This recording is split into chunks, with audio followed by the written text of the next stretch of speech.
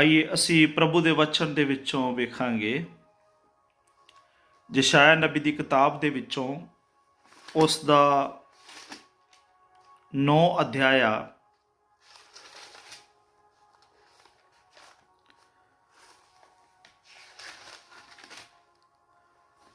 ਉਸ ਦਾ ਇੱਕ ਵਚਨ ਪੜਾਂਗੇ। ਪਰ ਉਹਦੇ ਲਈ ਜਿਹੜੀ ਕਸ਼ਟ ਵਿੱਚ ਸੀ ਧੁੰਦ ਨਹੀਂ ਹੋਵੇਗੀ। ਉਸ ਸਮੇਂ ਵਿੱਚ ਉਹਨੇ ਜਬਲੂਨ ਦੀ ਧਰਤੀ ਅਤੇ ਨਫਤਾਲੀ ਦੀ ਧਰਤੀ ਨੂੰ ਤੁੱਛ ਕੀਤਾ, ਪਰ ਆਖਰੀ ਸਮੇਂ ਵਿੱਚ ਉਹ ਸਮੁੰਦਰ ਦੇ ਰਾਹ ਜਰਦਨੋਂ ਪਾਰ ਕੌਮਾਂ ਦੇ ਗਲੀਲ ਨੂੰ ਪ੍ਰਤਾਪਵਾਨ ਕਰੇਗਾ।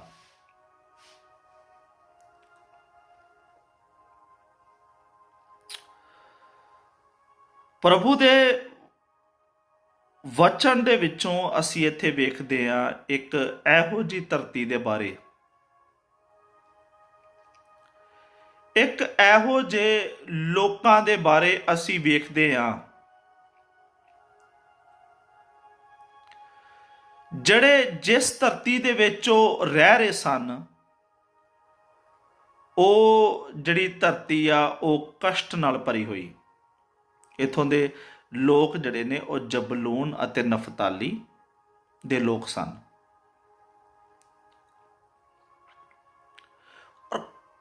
ਇਹ ਜਿਸ ਧਰਤੀ ਵਿੱਚ ਰਹਿ ਰਹੇ ਆ ਉਹ ਧਰਤੀ ਕਸ਼ਟ ਨਾਲ ਭਰੀ ਹੋਈ ਆ, ਧੁੰਦ ਨਾਲ ਭਰੀ ਹੋਈ ਆ। ਬਾਈਬਲ ਦੇ ਵਿੱਚ ਲਿਖਿਆ ਉਹ ਤੁੱਛ ਕੀਤੀ ਹੋਈ ਧਰਤੀ ਜਿਹਦੇ ਵਿੱਚ ਜਬਲੂਨ ਅਤੇ ਨਫਤਾਲੀ ਦੇ ਲੋਕ ਰਹਿ ਰਹੇ ਆ। ਔਰ 2 ਐਤ ਵਿੱਚ ਲਿਖਿਆ ਜਿਹੜੇ ਲੋਕ ਹਨੇਰੇ ਵਿੱਚ ਚੱਲਦੇ ਸਨ, ਔਰ ਅੱਗੇ ਲਿਖਿਆ ਜਿਹੜੇ ਮੌਤ ਦੇ ਛਾਏ ਦੇ ਦੇਸ਼ ਵਿੱਚ ਵਸਦੇ ਸਨ। ਇੱਥੋਂ ਦੇ ਜਿਹੜੇ ਲੋਕ ਨੇ ਉਹ ਮੌਤ ਦੇ ਸਾਏ ਦੇ ਵਿੱਚ ਵਸਦੇ ਨੇ। ਇੱਥੋਂ ਦੇ ਲੋਕ ਜਿਹੜੇ ਹਨੇਰੇ ਵਿੱਚ ਚੱਲਦੇ ਨੇ, ਔਰ ਆਪ ਨੂੰ ਪਤਾ ਜਿਹੜਾ ਇਨਸਾਨ ਹਨੇਰੇ ਵਿੱਚ ਚੱਲਦਾ ਹੋਵੇ ਉਸ ਨੂੰ ਕੁਝ ਪਤਾ ਨਹੀਂ ਹੁੰਦਾ। ਇਹਨਾਂ ਦਾ ਜੀਵਨ ਜਿਹੜਾ ਕਸ਼ਟ ਨਾਲ ਭਰਿਆ ਹੋਇਆ। ਇੱਥੋਂ ਦੇ ਲੋਕਾਂ ਦਾ ਜਿਹੜਾ ਜੀਵਨ ਹੈ ਜਬਲੂਨ ਅਤੇ ਨਫਤਾਲੀ, ਪਹਿਲੀ ਗੱਲ ਇਹ ਸੁਣ ਲੀजिए, ਜਬਲੂਨ ਅਤੇ ਨਫਤਾਲੀ ਜਿਸ ਧਰਤੀ ਵਿੱਚ ਰਹਿ ਰਹੇ ਨੇ ਉਸ ਧਰਤੀ ਦਾ ਨਾਮ ਹੈ ਗਲੀਲ ਦੀ ਧਰਤੀ। ਉਹ ਗਲੀਲ ਦੀ ਧਰਤੀ ਦੇ ਵਿੱਚ ਰਹਿ ਰਹੇ ਨੇ, ਔਰ ਗਲੀਲ ਦੀ ਜਿਹੜੀ ਧਰਤੀ ਆ ਉਹ ਕਸ਼ਟ ਨਾਲ ਭਰੀ ਹੋਈ ਆ, ਧੁੰਦ ਨਾਲ। ਕਸ਼ਟ ਆ ਉਹਨਾਂ ਦੇ ਜੀਵਨਾਂ ਦੇ ਵਿੱਚ। ਉੱਥੋਂ ਦੀ ਧਰਤੀ ਦੇ ਲੋਕਾਂ ਦਾ ਜੀਵਨ ਜਿਹੜਾ ਪੂਰਾ, ਜਿਹੜੀ ਉੱਥੋਂ ਦੇ ਲੋਕਾਂ ਦੀ ਜਿਹੜੀ ਲਾਈਫ ਆ ਉਹ ਕਸ਼ਟ ਨਾਲ ਭਰੀ ਹੋਈ ਆ, ਧੁੰਦ ਆ। ਧੁੰਦ ਦਾ ਮਤਲਬ ਆ ਕਲੀਅਰ ਨਾ ਦਿਸਣਾ। ਉਹਨਾਂ ਨੂੰ ਕੁਛ ਵੀ ਨਹੀਂ ਪਤਾ ਅੱਗੇ ਕੀ ਹੋਣ ਜਾ ਰਿਹਾ, ਉਹਨਾਂ ਨੂੰ ਕੁਛ ਨਹੀਂ ਪਤਾ ਅੱਗੇ ਕੀ ਕਰਨਾ ਹੈ। ਜਦੋਂ ਅਸੀਂ ਜਬਲੂਨ ਅਤੇ ਨਫਤਾਲੀ ਦੇ ਲੋਕਾਂ ਦੇ ਬਾਰੇ ਪੜ੍ਹਦੇ ਹਾਂ, ਨਿਆਂਇਆਂ ਦੀ ਕਿਤਾਬ ਉਸ ਦਾ 5 ਅਧਿਆਇਆ ਵਚਨ 18 ਦੇ ਵਿੱਚ ਲਿਖਿਆ ਆ ਕਿ ਜਬਲੂਨ ਅਤੇ ਨਫਤਾਲੀ ਦੇ ਲੋਕਾਂ ਨੇ ਆਪਣੇ ਪ੍ਰਾਣਾਂ ਨੂੰ ਤੁੱਛ ਜਾਣਿਆ। ਆਪਣੀਆਂ ਜਿਹੜੀਆਂ ਜਾਨਾਂ ਨੇ ਉਹਨਾਂ ਨੇ ਤੁੱਛ ਜਾਣਿਆ। ਜਬਲੂਨ ਅਤੇ ਨਫਤਾਲੀ ਦੇ ਲੋਕਾਂ ਨੇ ਨਫ਼ਰਤ ਕਰਦੇ ਪਏ। ਉਹ ਕਿਸੇ ਨਾਲ ਨਫ਼ਰਤ ਨਹੀਂ ਕਰਦੇ ਪਏ, ਉਹ ਕਿਸੇ ਨਾਲ ਹੇਟ ਨਹੀਂ ਕਰਦੇ ਪਏ, ਉਹ ਆਪਣੇ ਆਪ ਨਾਲ ਨਫ਼ਰਤ ਕਰਦੇ ਪਏ ਆ। ਕਿਉਂ ਨਫ਼ਰਤ ਕਰਦੇ ਪਏ ਆ? ਕਿਉਂਕਿ ਉਹਨਾਂ ਦਾ ਜਿਹੜਾ ਜੀਵਨ ਆ ਉਹ ਕਸ਼ਟ ਨਾਲ ਭਰਿਆ ਹੋਇਆ, ਧੁੰਦ ਨਾਲ ਭਰਿਆ ਹੋਇਆ, ਰਿਜੈਕਸ਼ਨ ਦੇ ਨਾਲ ਭਰਿਆ ਹੋਇਆ, ਹਨੇਰੇ ਦੇ ਨਾਲ ਭਰਿਆ ਹੋਇਆ। ਮੌਤ ਦਾ ਜਿਹੜਾ ਆ ਉੱਥੋਂ ਦੇ ਲੋਕਾਂ ਦੇ ਉੱਤੇ ਕੰਟਰੋਲ ਆ। ਪਰ ਬਾਈਬਲ ਦੇ ਵਿੱਚ ਖੁਦਾ ਦਾ ਬੰਦਾ ਯਸ਼ਾਇਆ ਨਬੀ ਭਵਿੱਖਬਾਣੀ ਕਰਦਾ ਪਿਆ ਇੱਥੋਂ ਦੇ ਲੋਕਾਂ ਦੇ ਲਈ, ਜਿਸ ਧਰਤੀ ਦੇ ਵਿੱਚ ਰਹਿ ਰਹੇ ਨੇ, ਇਸ ਧਰਤੀ ਦੇ ਬਾਰੇ ਉਹ ਭਵਿੱਖਬਾਣੀ ਕਰਦਾ ਪਿਆ ਆ। ਇਹ ਉਹ ਲੋਕ ਜਿਹੜੇ ਆਪਣੀਆਂ ਜਾਨਾਂ ਨੂੰ ਤੁੱਛ ਸਮਝਦੇ ਆ, ਰਿਜੈਕਟਡ ਸਮਝਦੇ ਆ, ਨਿਆਂਇਆਂ 5:18 ਦੇ ਅਨੁਸਾਰ ਉਹਨਾਂ ਲੋਕਾਂ ਦੇ ਬਾਰੇ ਭਵਿੱਖਬਾਣੀ ਕਰਦਾ ਪਿਆ। ਆਪ ਨੂੰ ਪਤਾ, ਜਦੋਂ ਕੋਈ ਇਨਸਾਨ ਸੁਸਾਈਡ ਕਿਉਂ ਕਰਦਾ, ਉਹ ਸੁਸਾਈਡ ਇਸ ਕਰਕੇ ਕਰਦਾ ਕਿਉਂਕਿ ਉਹ ਆਪਣੇ ਆਪ ਨਾਲ ਨਫ਼ਰਤ ਕਰਦਾ। ਅੱਜ ਸਭ ਤੋਂ ਪਹਿਲਾਂ ਸ਼ੈਤਾਨ ਜਿਸ ਚੀਜ਼ ਨੂੰ ਸਾਡੇ ਲਾਈਫ ਦੇ ਵਿੱਚ ਲੈ ਕੇ ਆਉਂਦਾ ਉਹ ਹੈ ਡਿਪਰੈਸ਼ਨ। ਡਿਪਰੈਸ਼ਨ ਦੇ ਦੁਆਰਾ ਫਿਰ ਅਸੀਂ ਆਪਣੇ ਆਪ ਨੂੰ ਰਿਜੈਕਟਡ ਮਹਿਸੂਸ ਕਰਨਾ ਸ਼ੁਰੂ ਕਰ ਦਿੰਦੇ ਹਾਂ, ਤੁੱਛ ਜਾਣਨਾ ਸ਼ੁਰੂ ਕਰ ਦਿੰਦੇ ਹਾਂ। ਔਰ ਉਹ ਜਿਹੜੀ ਆਤਮ ਹੱਤਿਆ ਦੀ ਜਿਹੜੀ ਆਤਮਾ ਆ, ਉਹ ਲੋਕਾਂ ਦੇ ਜੀਵਨਾਂ 'ਚ ਕੰਮ ਕਰਨੀ ਸ਼ੁਰੂ ਕਰ ਦਿੰਦੀ ਆ। ਔਰ ਇੱਥੋਂ ਦੇ ਜਿਹੜੇ ਲੋਕ ਨੇ ਉਹ ਆਪਣੀਆਂ ਹੀ ਜਾਨਾਂ ਨੂੰ ਤੁੱਛ ਸਮਝਦੇ ਆ। ਔਰ ਆਤਮ ਹੱਤਿਆ ਸ਼ੈਤਾਨ ਦਾ ਇੱਕ ਬਹੁਤ ਵੱਡਾ ਪਲਾਨ ਆ। ਔਰ ਤੁਹਾਨੂੰ ਪਤਾ, ਯਹੂਦਾ ਇਸਕਰਜੋਤੀ ਨੇ ਵੀ ਆਤਮ ਹੱਤਿਆ ਕੀਤੀ ਸੀ,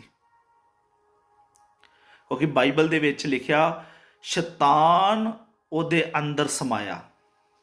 ਔਰ ਆਤਮ ਹੱਤਿਆ ਉਹ ਕਰਦਾ ਆ ਜਿਸ ਦੇ ਅੰਦਰ ਜਿਹੜਾ ਆ ਸ਼ੈਤਾਨ ਸਮਾਇਆ ਹੁੰਦਾ।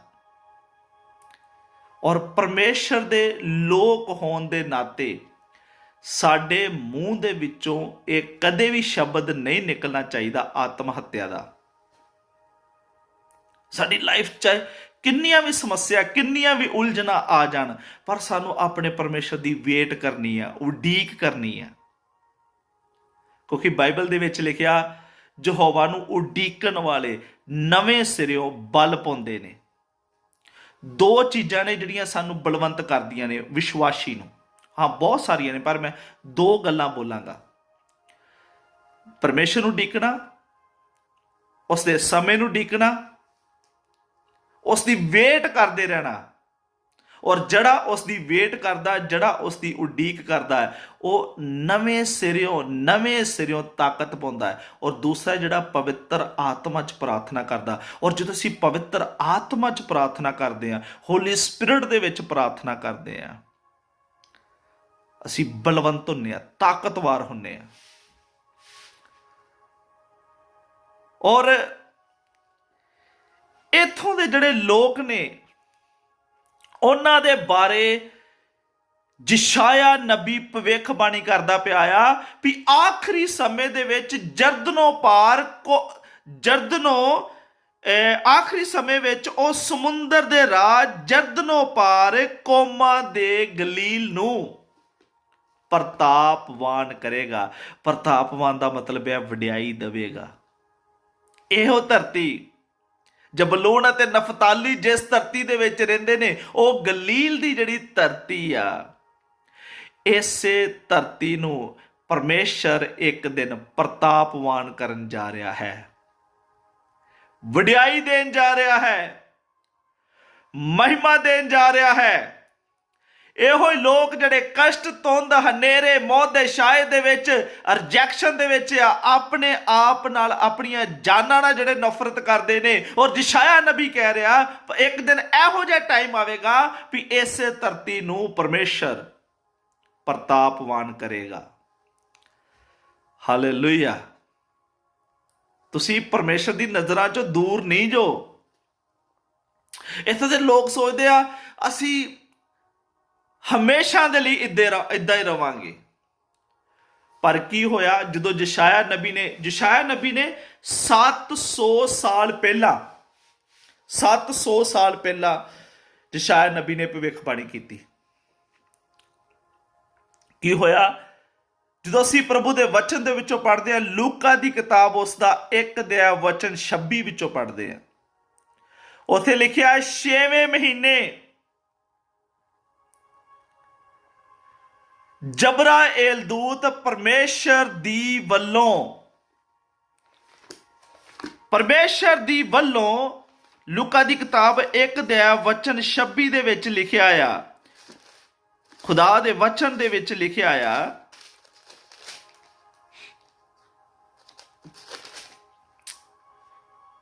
ਪਰਮੇਸ਼ਰ ਦੀ ਵੱਲੋਂ ਨਾਸਰਤ ਨਾਮੇ ਗਲੀਲ ਦੇ ਇੱਕ ਨਗਰ ਵਿੱਚ ਇੱਕ ਕੁਵਾਰੀ ਦੇ ਕੋਲ ਭੇਜਿਆ ਗਿਆ। ਪਰਮੇਸ਼ਰ ਦੀ ਵੱਲੋਂ। Hallelujah, hallelujah, hallelujah. ਹੈ ਉਹੋ ਹੀ ਧਰਤੀ, ਉਹ ਧਰਤੀ ਜਿਹੜੀ ਕਸ਼ਟ, ਧੁੰਦ, ਹਨੇਰੇ ਦੇ ਨਾਲ, ਰਿਜੈਕਸ਼ਨ ਦੇ ਨਾਲ ਤੁੱਛ ਕੀਤੀ ਹੋਈ ਧਰਤੀ, ਜਿਹੜੇ ਲੋਕ ਮੌਤ ਦੇ ਕੰਟਰੋਲ ਦੇ ਵਿੱਚ ਨੇ, ਔਰ ਉਹੋ ਹੀ ਧਰਤੀ, ਗਲੀਲ ਦੀ ਧਰਤੀ ਦੇ ਵਿੱਚ ਕੀ ਹੋਇਆ? ਇੱਕ ਦੂਤ ਪਰਮੇਸ਼ਰ ਦੀ ਵੱਲੋਂ, ਕਿਸੇ ਮਨੁੱਖ ਦੇ ਵੱਲੋਂ ਨਹੀਂ, ਪਰਮੇਸ਼ਰ ਦੀ ਵੱਲੋਂ ਹੈ, ਨਾਸਰਤ ਨਾਮੇ ਗਲੀਲ ਦੇ ਇੱਕ ਨਗਰ ਵਿੱਚ ਇੱਕ ਕੁਵਾਰੀ ਦੇ ਕੋਲ ਭੇਜਿਆ ਗਿਆ। ਹਾਲੇਲੂਇਆ। ਪਰਮੇਸ਼ਰ ਦੀ ਜਿਹੜੀ ਕਿਰਪਾ ਆ, ਪਰਮੇਸ਼ਰ ਦਾ ਜਿਹੜਾ ਅਨੁਗ੍ਰਹਿ ਆ, ਉਹ ਕਦੇ ਵੀ ਸਾਡਾ ਪਿੱਛਾ ਨਹੀਂ ਛੱਡਦਾ। ਮੈਂ ਆਪਣੀ ਜ਼ਿੰਦਗੀ 'ਚ ਇੱਕ ਗੱਲ ਸਿੱਖੀ ਆ, ਪਰਮੇਸ਼ਰ ਦੀ ਜਿਹੜੀ ਕਿਰਪਾ ਆ, ਪਰਮੇਸ਼ਰ ਦਾ ਜਿਹੜਾ ਅਨੁਗ੍ਰਹਿ ਆ, ਉਹ ਹਮੇਸ਼ਾ ਹੀ ਸਾਡਾ ਪਿੱਛਾ ਕਰਦਾ ਰਹਿੰਦਾ। ਗਲੀਲ ਦੇ ਲੋਕ ਸੋਚਦੇ ਸਨ ਭਈ ਕਸ਼ਟ, ਧੁੰਦ, ਮੌਤ, ਹਨੇਰਾ ਜਿਹੜਾ ਆ ਸਾਡਾ ਪਿੱਛਾ ਕਰਦਾ ਆ ਰਿਹਾ, ਪਰ ਉਹਦੇ ਨਾਲੋਂ ਵੀ ਜ਼ਿਆਦਾ ਜਿਹੜੀ ਉਹਦੀ ਕਿਰਪਾ ਆ, ਉਹ ਪਿੱਛਾ ਕਰਦੀ ਪਈ ਸੀ। ਕਿਉਂਕਿ ਰੋਮੀਆਂ ਦੀ ਕਿਤਾਬ ਉਸ ਦਾ 5 ਅਧਿਆਇਆ ਉਹਦੀ 20 ਵਿੱਚ ਲਿਖਿਆ ਆ, ਜਿੱਥੇ ਪਾਪ ਬਾਲਾ ਹੋਇਆ ਉੱਥੇ ਕਿਰਪਾ ਵੀ ਅਤ ਵਧੀਕ ਹੋਈ। ਹਾਲੇਲੂਇਆ। ਜਿੱਥੇ ਪਾਪ ਬਾਲਾ ਹੋਇਆ ਉੱਥੇ ਜਿਹੜੀ ਕਿਰਪਾ ਆ, ਪਰਮੇਸ਼ਰ ਦਾ ਜਿਹੜਾ ਅਨੁਗ੍ਰਹਿ ਆ, ਉਹ ਬਾਲਾ ਹੋਇਆ। ਮੈਂ ਜਦੋਂ 15-16 ਸਾਲਾਂ ਦਾ ਹੋਇਆ, ਇੱਕ ਸਮਾਂ ਇਹੋ ਜਿਹਾ ਆ ਗਿਆ ਜਿਹਦੇ ਵਿੱਚ ਮੈਂ ਕਹਿਣਾ ਸ਼ੁਰੂ ਕਰ ਦਿੱਤਾ ਭਈ ਪਰਮੇਸ਼ਰ ਨਹੀਂ ਆ, ਦੇयर इज नो गॉड, ਨਾਸਤਿਕ ਬਣ ਗਿਆ। ਮੈਂ ਇੱਕ ਉਸ ਘਰ ਵਿੱਚ ਪੈਦਾ ਹੋਇਆ ਜਿੱਥੇ ਪ੍ਰੇਅਰ ਹੁੰਦੀ ਸੀ, ਜਿੱਥੇ ਹਰ ਵੇਲੇ ਪ੍ਰਭੂ ਦੇ ਵਚਨ ਦੀ ਸਿੱਖਿਆ ਦਿੱਤੀ ਜਾਂਦੀ ਸੀ, ਪਰ ਸ਼ੈਤਾਨ ਨੇ ਮੇਰੀ ਲਾਈਫ ਦੇ ਵਿੱਚ ਇੱਕ ਇਹੋ ਜਿਹਾ ਕੰਮ ਕੀਤਾ ਵੀ ਮੈਂ ਇੱਕ ਇਹੋ ਜਿਹਾ ਟਾਈਮ, 1-2 ਸਾਲ ਮੇਰੀ ਜੀਵਨ 'ਚ ਇਹੋ ਜਿਹੇ ਰਹੇ ਜਿਹਦੇ ਵਿੱਚ ਮੈਂ ਕਹਿਣਾ ਸ਼ੁਰੂ ਕਰ ਦਿੱਤਾ ਵੀ ਪਰਮੇਸ਼ਰ ਨਹੀਂ ਆ। ਬਾਈਬਲ ਦੇ ਵਿੱਚ ਲਿਖਿਆ, ਖੁਦਾ ਦੇ ਵਚਨ ਦੇ ਵਿੱਚ ਲਿਖਿਆ, ਮੂਰਖ ਕਹਿੰਦਾ ਆ ਵੀ ਪਰਮੇਸ਼ਰ ਹੈ ਹੀ ਨਹੀਂ ਆ। ਹੈ ਇਹ ਵਰਡ ਕੌਣ ਕਹਿੰਦਾ? ਇਹ ਮੂਰਖ ਕਹਿੰਦਾ ਆ ਵੀ ਪਰਮੇਸ਼ਰ ਹੈ ਹੀ ਨਹੀਂ ਆ। ਔਰ ਸ਼ੈਤਾਨ ਹਮੇਸ਼ਾ ਸਾਡੇ ਮਾਈਂਡ ਦੇ ਵਿੱਚ ਇਹ ਗੱਲ ਪਾਉਂਦਾ ਆ ਵੀ ਪਰਮੇਸ਼ਰ ਨਹੀਂ ਆ। ਸ਼ੈਤਾਨ ਦੇ ਬਹੁਤ ਸਾਰੇ ਝੂਠ ਨੇ। ਉਹਨਾਂ ਝੂਠਾਂ ਦੇ ਵਿੱਚੋਂ ਇੱਕ ਝੂਠ ਇਹ ਵੀ ਇੱਕ ਹੈਗਾ ਆ ਵੀ ਪਰਮੇਸ਼ਰ ਨਹੀਂ ਆ। ਕਿਉਂਕਿ ਜਦੋਂ ਯਹੂਨਾ ਦੀ ਕਿਤਾਬ ਉਸ ਦਾ 8 ਅਧਿਆਏ ਦੇ ਵਿੱਚੋਂ ਪੜ੍ਹਦੇ ਆ, ਵਚਨ 44 ਦੇ ਵਿੱਚੋਂ, ਉਹ ਬਾਈਬਲ ਦੇ ਵਿੱਚ ਲਿਖਿਆ ਆ, ਉਹ ਮਾਸਟਰ ਆ, ਉਹ ਝੂਠ ਦਾ ਜਿਹੜਾ ਆ ਉਹ ਪਿਓ ਆ। ਹੈ ਉਹ ਬਾਈਬਲ ਦੇ ਵਿੱਚ ਲਿਖਿਆ, ਉਹ ਮੁੱਢੋਂ ਹੀ ਸ਼ੁਰੂ ਤੋਂ ਹੀ ਝੂਠ ਬੋਲਦਾ ਆਇਆ ਆ। ਔਰ ਅੱਜ ਸ਼ੈਤਾਨ ਜਿਹੜਾ ਆ, ਅੱਜ ਬਹੁਤ ਸਾਰਿਆਂ ਦੀ ਲਾਈਫ ਦੇ ਵਿੱਚ, ਜੀਵਨਾਂ ਦੇ ਵਿੱਚ ਉਹ ਝੂਠ ਬੋਲਦਾ ਪਿਆ ਆ। ਬਹੁਤ ਸਾਰੇ ਝੂਠ ਨੇ ਬਾਈਬਲ ਦੇ ਵਿੱਚ। ਸ਼ੈਤਾਨ ਦੇ ਬਹੁਤ ਸਾਰੇ ਝੂਠਾਂ ਦਾ ਜ਼ਿਕਰ ਆ। ਕਈਆਂ ਨਾਲ ਝੂਠ ਇਹ ਬੋਲਦਾ ਆ ਭਈ ਸਾਰੇ ਪਰਮੇਸ਼ਰ ਨੇ। ਕਈਆਂ ਨਾਲ ਝੂਠ ਬੋਲਦਾ ਪਰਮੇਸ਼ਰ ਹੈਗਾ ਹੀ ਨਹੀਂ ਆ। ਹੈ ਔਰ ਬਹੁਤ ਸਾਰੇ ਝੂਠ ਨੇ, ਬਹੁਤ ਸਾਰੇ ਝੂਠ ਨੇ। ਹੁਣ ਮੈਂ ਇਹ ਨਹੀਂ ਗਿਣਾ ਸਕਦਾ ਤੁਹਾਨੂੰ।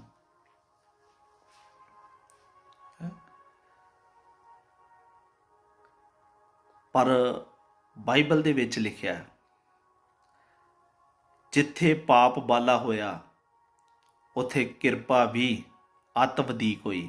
ਔਰ ਮੈਂ ਦੱਸਿਆ ਸੀ ਵੀ ਮੈਂ ਇੱਕ ਟਾਈਮ ਇਹੋ ਜਿਹਾ ਜਦੋਂ ਮੈਂ ਨਾਸਤਿਕ ਹੋ ਗਿਆ, ਮੈਂ ਕਹਿਣਾ ਸ਼ੁਰੂ ਕਰ ਦਿੱਤਾ ਦੇਰ ਇਜ਼ ਨੋ ਗॉड, ਪਰਮੇਸ਼ਰ ਹੈ ਹੀ ਨਹੀਂ। ਪਰ ਮੈਂ ਇੱਕ ਦਿਨ ਆਪਣੇ ਕਮਰੇ ਦੇ ਵਿੱਚ ਸੀ ਔਰ ਪਰਮੇਸ਼ਰ ਨੇ, ਮੈਂ ਸੁਸਾਈਡ ਦੇ ਬਾਰੇ ਸੋਚਦਾ ਪਿਆ ਸੀ, ਆਤਮ ਹੱਤਿਆ ਦੇ ਬਾਰੇ ਸੋਚਦਾ ਪਿਆ ਸੀ ਆਪਣੇ ਰੂਮ ਦੇ ਵਿੱਚ। ਪਰ ਪਰਮੇਸ਼ਰ ਨੇ ਆ ਕੇ ਮੈਨੂੰ ਛੂਹਿਆ। ਉਸ ਦੀ ਇੱਕ ਆਵਾਜ਼ ਆਈ, ਮੈਂ ਤੈਨੂੰ ਪਿਆਰ ਕਰਦਾ ਹਾਂ। ਮੇਰਾ ਨਾਮ ਯੀਸ਼ੂ ਮਸੀਹ ਹੈ। ਔਰ ਮੈਨੂੰ ਅੱਜ ਵੀ ਯਾਦ ਆ, ਮੈਂ ਲਗਭਗ 1 ਘੰਟਾ ਰੋਂਦਾ ਰਿਹਾ। ਔਰ ਉਸ ਦਿਨ ਤੋਂ ਹੀ ਮੈਂ ਪ੍ਰਭੂ ਯਿਸੂ ਮਸੀਹ ਨੂੰ ਆਪਣਾ ਜੀਵਨ ਦਿੱਤਾ। ਮੈਂ ਉਦੋਂ ਹੀ ਇਸ ਗੱਲ ਦਾ ਇਕਰਾਰ ਕੀਤਾ ਭਈ ਪਰਮੇਸ਼ਰ ਹੈ, ਜਿਉਂਦਾ ਪਰਮੇਸ਼ਰ ਹੈ। ਔਰ ਜਦੋਂ ਮੈਂ ਬੋਲਿਆ, ਮੇਰੇ ਮਨ ਦੇ ਵਿੱਚ ਸ਼ਾਂਤੀ ਆਈ। ਹਾਲੇਲੂਇਆ। ਇੱਥੋਂ ਦੇ ਲੋਕ, ਇੱਥੋਂ ਪਰਮੇਸ਼ਰ ਦੀ ਜਿਹੜੀ ਕਿਰਪਾ ਸੀ, ਪਰਮੇਸ਼ਰ ਦਾ ਜਿਹੜਾ ਅਨੁਗ੍ਰਹਿ ਜਿਹੜਾ ਸੀ, ਉਹ ਗਲੀਲ ਦੇ ਲੋਕਾਂ ਦਾ ਪਿੱਛਾ ਕਰਦਾ ਪਿਆ ਸੀ। ਪਰਮੇਸ਼ਰ ਦੀ ਕਿਰਪਾ ਹਮੇਸ਼ਾ ਸਾਡਾ ਪਿੱਛਾ ਕਰਦੀ ਰਹਿੰਦੀ ਹੈ। ਅਸੀਂ ਚਾਹੇ ਕਿਹੋ ਜਿਹੇ ਵੀ ਹੋ ਜਾਈਏ, ਚਾਹੇ ਕਿੱਦਾਂ ਦੇ ਵੀ ਕਿਉਂ ਨਾ ਹੋ ਜਾਈਏ, ਪਰਮੇਸ਼ਰ ਦੀ ਕਿਰਪਾ ਸਾਡਾ ਕਦੇ ਵੀ ਖੜਾ ਨਹੀਂ ਛੱਡਦੀ। ਉਜਾੜੂ ਪੁੱਤਰ ਪਿਤਾ ਤੋਂ ਬਹੁਤ ਦੂਰ ਚਲਾ ਗਿਆ, ਪਰ ਉਸ ਦਾ ਜਿਹੜਾ ਪਿਤਾ ਸੀ ਉਹ ਉਸ ਦੀ ਉਡੀਕ ਕਰਦਾ ਪਿਆ ਸੀ। ਉਸ ਨੂੰ ਪਤਾ ਸੀ ਵੀ ਉਹ ਜ਼ਰੂਰ ਵਾਪਸ ਆਵੇਗਾ। ਸਾਰੇ ਸੋਚਦੇ ਹੋਣਗੇ ਉਹ ਕਦੀ ਵਾਪਸ ਨਹੀਂ ਆ ਸਕਦਾ, ਪਰ ਪਿਤਾ ਨੂੰ ਪਤਾ ਸੀ ਭਈ ਪਰਮੇਸ਼ਰ ਦੀ ਜਿਹੜੀ ਕਿਰਪਾ ਆ, ਪਰਮੇਸ਼ਰ ਦਾ ਜਿਹੜਾ ਅਨੁਗ੍ਰਹਿ ਆ, ਉਹ ਇਸ ਨੂੰ ਜ਼ਰੂਰ ਵਾਪਸ ਲੈ ਕੇ ਆਵੇਗਾ। ਆਪ ਵੀ ਬਹੁਤ ਦੂਰ ਚਲੇ ਗਏ ਹੋਵੋਗੇ, ਪਰਮੇਸ਼ਰ ਤੋਂ ਬਹੁਤ ਦੂਰ ਚਲੇ ਗਏ ਹੋਵੋਗੇ। ਤੁਸੀਂ ਕੀ ਸੋਚਦੇ ਜੋ ਪਰਮੇਸ਼ਰ ਨੇ ਤੁਹਾਨੂੰ ਛੱਡ ਦਿੱਤਾ ਆ? ਨਹੀਂ ਛੱਡਿਆ। ਉਹ ਦੁਬਾਰਾ ਤੁਹਾਨੂੰ ਵਾਪਸ ਲੈ ਕੇ ਆਉਣ ਜਾ ਰਿਹਾ ਹੈ। ਉਹ ਇਸ ਕਸ਼ਟ ਵਾਲੀ ਧਰਤੀ ਨੂੰ, ਇਸ ਧੁੰਦ ਵਾਲੀ ਧਰਤੀ ਨੂੰ, ਉਹ ਜਿਹੜਾ ਤੁਹਾਡਾ ਜੀਵਨ ਕਸ਼ਟ ਅਤੇ ਧੁੰਦ ਅਤੇ ਹਨੇਰੇ ਵਾਲਾ ਬਣ ਚੁੱਕਾ ਆ, ਪ੍ਰਭੂ ਇਸ ਨੂੰ ਪ੍ਰਤਾਪਵਾਨ ਕਰਨ ਜਾ ਰਿਹਾ। ਪ੍ਰਭੂ ਇਸ ਨੂੰ ਮਹਿਮਾ ਦੇਣ ਜਾ ਰਿਹਾ ਹੈ। Hallelujah, hallelujah. ਔਰ ਤੁਹਾਨੂੰ ਪਤਾ ਆ ਕੀ ਹੋਇਆ? ਇਹੋ ਗਲੀਲ ਦੀ ਜਿਹੜੀ ਧਰਤੀ ਹੈ, ਕੀ ਹੋਇਆ?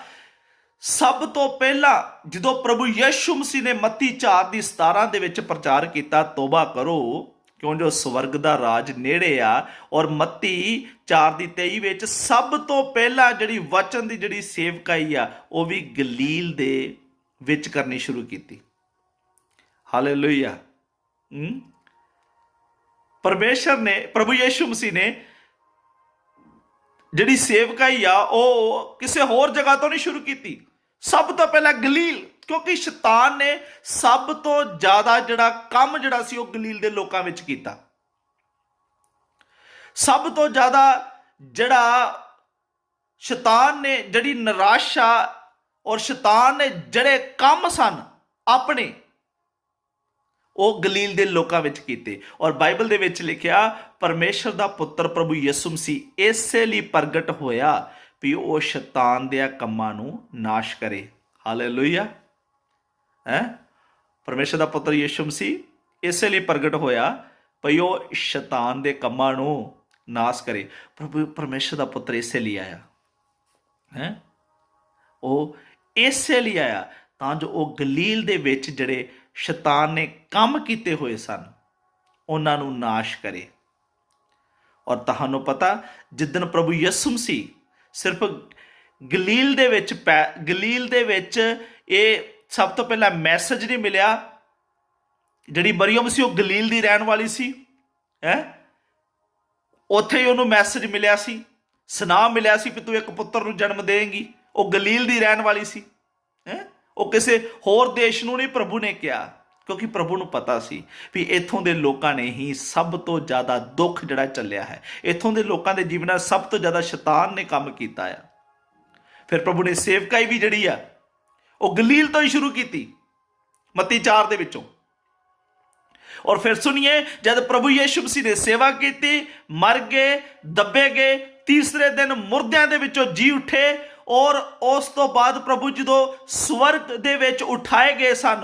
और की होया, जिदन इस दुनिया दे विचों उस स्वर्ग दे विच जूंदे जी उठाए गए और सूलां दे करतब दे विचों पढ़दे आ उसका एक अध्याय, रसूलां दे करतब उसका एक अध्याय और वचन 11 विच लिखिया आया, वो आखन लगे, दो जने आए, दो जने जिन्हां ने चिट्टा बस्तर पहनिया होया सी, वो आए ਜਦੋਂ प्रभु यीशु मसीह आकाश ਦੀ ਵੱਲ ਉਠਾਏ ਗਏ ਤੇ ਲੋਕ ਜਿਹੜੇ ਸਨ ਉਹ ਵੇਖਦੇ ਪਏ ਸਨ। ਅਤੇ 11 ਆਇਤ ਵਿੱਚ ਲਿਖਿਆ, ਉਹ ਆਖਣ ਲੱਗੇ, ਹੇ ਗਲੀਲੀ ਪੁਰਖੋ, ਤੁਸੀਂ ਕਿਉਂ ਖੜੇ ਆਕਾਸ਼ ਦੀ ਵੱਲ ਵੇਖਦੇ ਹੋ? ਕਿਹੜੇ ਪੁਰਖੋ? ਗਲੀਲੀ ਪੁਰਖੋ। ਉਹ ਧਰਤੀ ਉੱਥੋਂ ਹੀ ਸਵਰਗ ਦੇ ਵਿੱਚ ਵੀ ਉਠਾਏ ਗਏ, ਗਲੀਲ ਦੀ ਧਰਤੀ ਦੇ ਵਿੱਚੋਂ ਵੀ ਉੱਥੋਂ ਉਠਾਏ ਗਏ। ਔਰ ਕੀ ਕਿਹਾ ਉਹਨੇ? ਕਿਹਾ, ਹੇ ਗਲੀਲੀ ਪੁਰਖੋ, ਤੁਸੀਂ ਕਿਉਂ ਖੜੇ ਆਕਾਸ਼ ਦੀ ਵੱਲ ਵੇਖਦੇ ਰਹੋ? ਇਹ ਯਿਸੂ ਜਿਹੜਾ ਤੁਹਾਡੇ ਕੋਲੋਂ ਆਕਾਸ਼ ਉੱਪਰ ਉਠਾ ਲਿਆ ਗਿਆ ਆ, ਉਸੇ ਤਰ੍ਹਾਂ ਆਵੇਗਾ ਜਿਸ ਤਰ੍ਹਾਂ ਤੁਸੀਂ ਉਸ ਨੂੰ ਆਕਾਸ਼ ਉੱਤੇ ਜਾਂਦੇ ਵੇਖਿਆ। ਹਾਲੇਲੂਇਆ। ਕਿੰਨੀ ਮਹੱਤਤਾ ਮਿਲੀ ਗਲੀਲ, ਗਲੀਲ ਦੀ ਧਰਤੀ ਵਿੱਚ ਪਹਿਲੀ ਖੁਸ਼ਖਬਰੀ ਆਈ। ਗਲੀਲ ਦੀ ਹੀ ਰਹਿਣ ਵਾਲੀ ਕੁਆਰੀ ਸੀ ਜਿਸ ਨੂੰ ਕਿਹਾ ਗਿਆ, ਤੂੰ ਇੱਕ ਪੁੱਤਰ ਨੂੰ ਜਨਮ ਦੇਂਗੀ। ਉਹ ਕੁਆਰੀ ਸੀ, ਉਹ ਵਿਆਹੀ ਨਹੀਂ ਸੀ। ਔਰ ਬਾਈਬਲ ਦੇ ਵਿੱਚ ਲਿਖਿਆ, ਉਹਦੀ ਜਿਹੜੀ ਮੰਗਣੀ ਸੀ ਉਹ ਯੂਸਫ ਦੇ ਨਾਲ ਹੋਈ ਸੀ। ਔਰ ਖੁਦਾ ਦੇ ਵਚਨ ਦੇ ਵਿੱਚ ਲਿਖਿਆ, ਮੱਤੀ ਦੀ ਕਿਤਾਬ 1 ਅਧਿਆਇ ਔਰ ਆਖਰੀ ਐਤ ਵਿੱਚ ਲਿਖਿਆ ਆ ਭਈ, ਜਿੰਨਾ ਚਿਰ ਤੱਕ ਉਸ ਨੇ प्रभु यीशु मसीह ਨੂੰ जन्म नहीं दिता, यूसुफ ने उस ਨੂੰ हथ नहीं लाया। प्रभु यीशु मसीह किसी इंसान तो पैदा नहीं हुए। यूसुफ ने मरियम ਨੂੰ हथ नहीं लाया जिन्ना चिर प्रभु यीशु मसीह ਦਾ जन्म नहीं होया। प्रभु यीशु मसीह किसी इंसान तो पैदा नहीं हुए। प्रभु यीशु मसीह किसी मनुख तो पैदा नहीं हुए।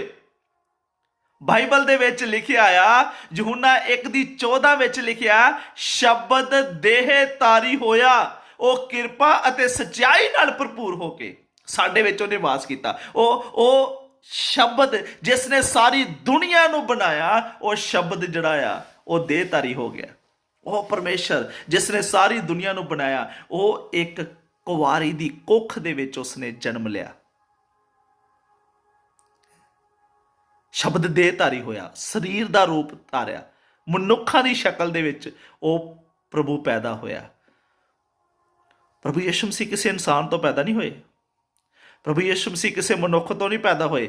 ਮੈਂ ਤੁਸੀਂ ਮਨੁੱਖ ਤੋਂ ਪੈਦਾ ਹੋਏ ਆ, ਆਪਣੇ ਫਾਦਰ ਤੋਂ ਪੈਦਾ ਹੋਏ ਆ। ਪਰ ਉਹ ਕੁਵਾਰੀ, ਉਹ ਪਵਿੱਤਰ ਕੁਵਾਰੀ ਜਿਹੜੀ ਸੀ, ਪਰਮੇਸ਼ਰ ਤੋਂ ਡਰਨ ਵਾਲੀ ਜਿਹੜੀ ਸੀ, ਉਹ ਪਰਮੇਸ਼ਰ ਦਾ ਜਿਹੜਾ ਵਚਨ ਹੈ, ਜਿਹੜਾ ਸ਼ਬਦ ਆ, ਜਿਸ ਨੇ ਸਾਰੀ ਦੁਨੀਆ ਨੂੰ ਬਣਾਇਆ, ਅੱਜ ਤੋਂ 2000 ਸਾਲ ਪਹਿਲਾਂ ਕੀ ਹੋਇਆ? ਉਸ ਕੁਵਾਰੀ ਦੀ ਕੁੱਖ ਦੇ ਵਿੱਚ ਉਸਨੇ ਆ ਕੇ ਵਾਸ ਕੀਤਾ ਤੇ ਉਹ ਸ਼ਬਦ ਦੇਹ ਧਾਰੀ ਹੋਇਆ।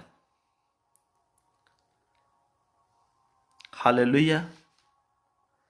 ਤਿੰਨ ਕੰਮ ਹੋਏ, ਤਿੰਨ ਗੱਲਾਂ ਸਵਰਗਦੂਤ ਨੇ ਬੋਲੀਆਂ ਪ੍ਰਭੂ ਯਿਸੂ ਮਸੀਹ ਦੇ ਜਨਮ ਦੇ ਬਾਰੇ।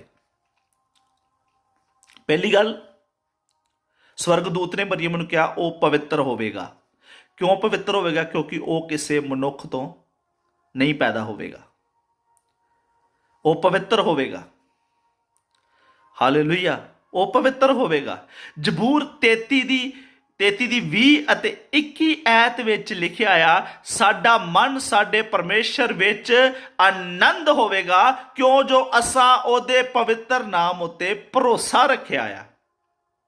ਮਰੀਅਮ ਕੀ ਕਹਿੰਦੀ ਹੈ? ਜਦੋਂ ਪ੍ਰਭੂ ਯਿਸੂ ਮਸੀਹ ਦਾ, ਜਦੋਂ ਸਵਰਗਦੂਤ ਨੇ ਆਖਿਆ ਤੂੰ ਗਰਭਵਤੀ ਹੋਵੇਗੀ, ਔਰ ਉਸਨੇ ਸਵੀਕਾਰ ਕੀਤਾ ਵੀ ਮੇਰੇ ਨਾਲ ਤੇਰੇ ਆਖੇ ਦੇ ਅਨੁਸਾਰ ਹੋਵੇ। ਔਰ ਪ੍ਰਭੂ ਯਿਸੂ ਮਸੀਹ ਜਿਹੜਾ ਸ਼ਬਦ ਆ ਉਹਦੀ ਕੁੱਖ ਦੇ ਵਿੱਚ ਆਇਆ, ਉਹ ਗਰਭਵਤੀ ਹੋਈ। ਔਰ ਜਦੋਂ ਉਹ ਗਰਭਵਤੀ ਹੋਈ, ਉਸਨੇ ਕੀ ਕਿਹਾ? ਮੇਰੀ ਜਾਨ ਪਰਮੇਸ਼ਰ ਦੀ ਵਡਿਆਈ ਕਰਦੀ ਆ ਅਤੇ ਮੇਰਾ ਆਤਮਾ ਮੇਰੇ ਮੁਕਤੀ ਦਾਤੇ ਪਰਮੇਸ਼ਰ ਤੋਂ ਨਿਹਾਲ ਆ, ਖੁਸ਼ ਆ, ਆਨੰਦ ਆ।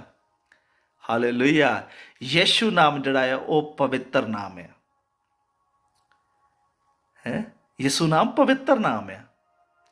ਤੇ ਖੁਦਾ ਦਾ ਵਚਨ ਕੀ ਕਹਿੰਦਾ ਆ, ਖੁਦਾ ਦਾ ਬੰਦਾ ਕੀ ਕਹਿੰਦਾ ਆ, ਜ਼ਬੂਰ 33 ਦੀ 20 ਦੇ ਵਿੱਚ ਕੀ ਕਹਿੰਦਾ ਆ, ਸਾਡਾ ਮਨ ਜਿਹੜਾ ਆ ਆਨੰਦ ਹੋਵੇਗਾ ਕਿਉਂ ਜੋ ਅਸਾਂ ਉਹਦੇ ਪਵਿੱਤਰ ਨਾਮ ਉੱਤੇ ਭਰੋਸਾ ਰੱਖਿਆ ਆ।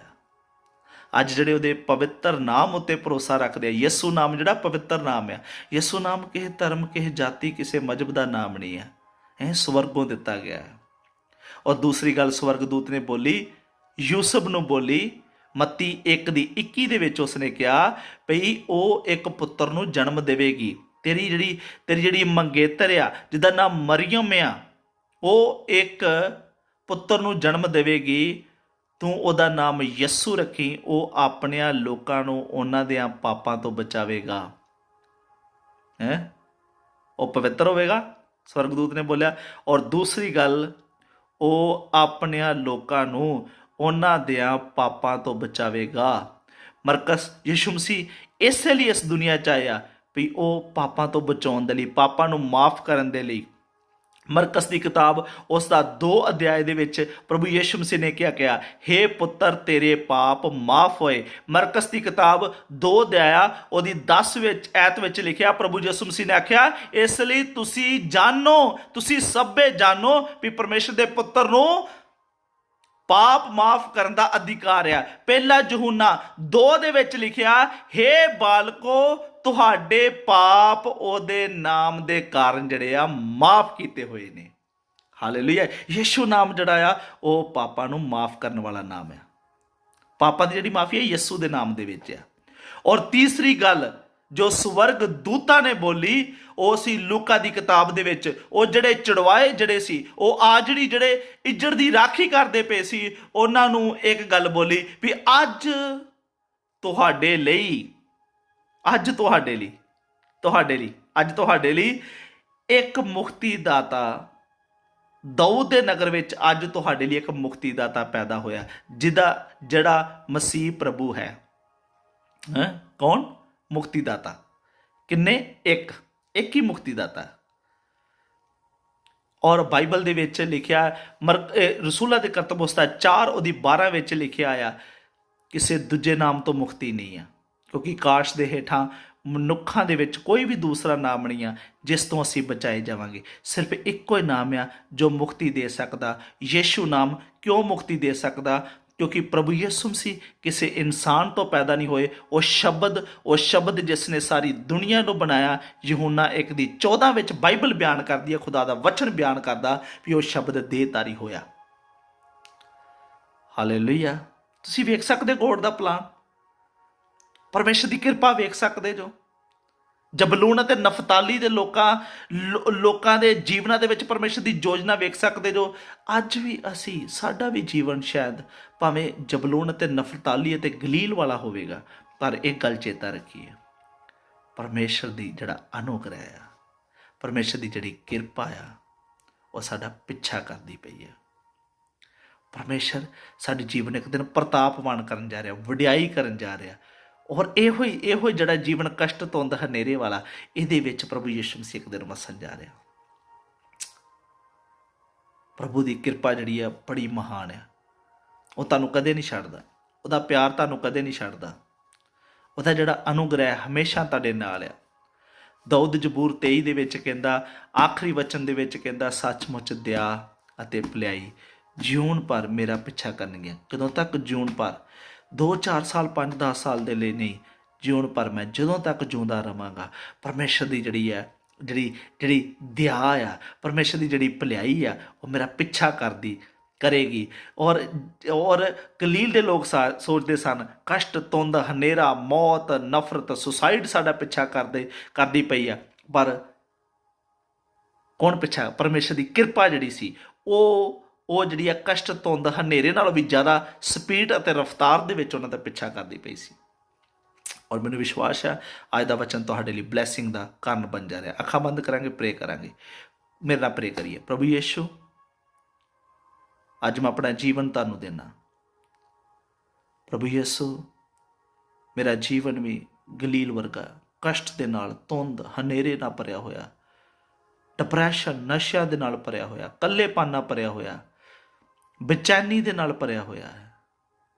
ਪਰ ਯੀਸ਼ੂ, ਜਿਸ ਤਰ੍ਹਾਂ ਤੁਸੀਂ ਗਲੀਲ ਦੇ ਵਿੱਚ ਆ ਗਏ, ਯਸ਼ਾਇਆ ਨਬੀ ਦੀ ਕਿਤਾਬ ਉਹਦਾ 9 ਦੀ 2 ਵਿੱਚ ਲਿਖਿਆ, ਜਿਹੜੇ ਲੋਕ ਹਨੇਰੇ ਵਿੱਚ ਚੱਲਦੇ ਸਨ ਉਹਨਾਂ ਨੇ ਵੱਡਾ ਚਾਨਣ ਵੇਖਿਆ। ਉਹ ਚਾਨਣ ਪ੍ਰਭੂ ਯੀਸ਼ੂ ਮਸੀਹ ਹੈ।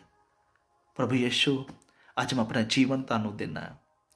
ਮੇਰੀ ਵੀ ਗਲੀਲ ਦੀ ਧਰਤੀ ਆ ਜਿਹਦੇ ਵਿੱਚ ਹਨੇਰਾ ਆ। ਪ੍ਰਭੂ, ਅੱਜ ਮੇਰੇ ਜੀਵਨ ਦੇ ਵਿੱਚ ਆ, ਕਿਉਂਕਿ ਜਦੋਂ ਤੁਸੀਂ ਮੇਰੇ ਜੀਵਨ ਦੇ ਵਿੱਚ ਆ ਗਏ, ਇਹ ਹਨੇਰੇ ਦੀ ਜਗ੍ਹਾ ਤੇ ਚਾਨਣ ਚਮਕੇਗਾ। ਇਹ ਹਨੇਰੇ ਦੀ ਜਗ੍ਹਾ ਤੇ ਜਿਹੜਾ ਹੈ ਚਾਨਣ ਚਮਕੇਗਾ, ਕਿਉਂਕਿ ਤੁਸੀਂ ਹੀ ਜਗਤ ਦਾ ਚਾਨਣ ਜੋ, ਤੁਸੀਂ ਹੀ ਜਗਤ ਦਾ ਚਾਨਣ ਜੋ, ਤੁਸੀਂ ਮੇਰੇ ਜੀਵਨ ਨੂੰ ਰੋਸ਼ਨਾ ਸਕਦੇ ਜੋ। ਪ੍ਰਭੂ, ਮੈਂ ਆਪਣਾ ਜੀਵਨ ਤੁਹਾਨੂੰ ਦੇਣਾ ਹਾਂ।